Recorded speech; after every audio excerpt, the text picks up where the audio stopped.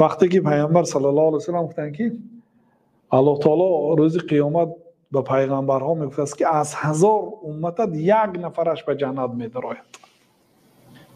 از 1000 نفر 1 نفر به جنت میدراید. بعد صحابه ها وقتی که غمگین شدن پیامبر صلی الله علیه و سلم گفتن که از امتی من از 100 نفر 1 نفر. با وجود همین هم غمگین شدن. یعنی 1% امتی پیامبر صلی الله علیه و سلم به جنت میدراند. یعنی 1 میلیون باشد چند میشد 1%ش؟ 10%ش 100,000 میشد.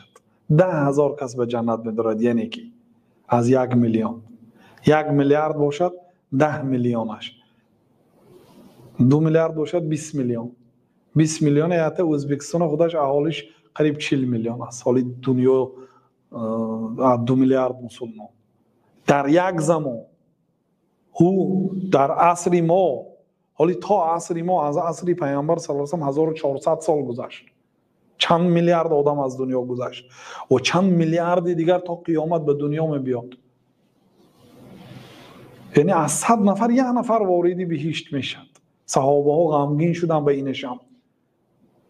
یعنی که از 100 نفر 1 نفر به بهشت درآید و 99 نفر به دوزخ درآید، این بسیار کم است.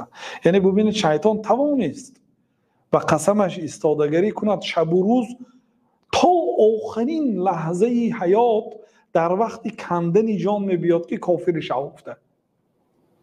نعوذ بالله.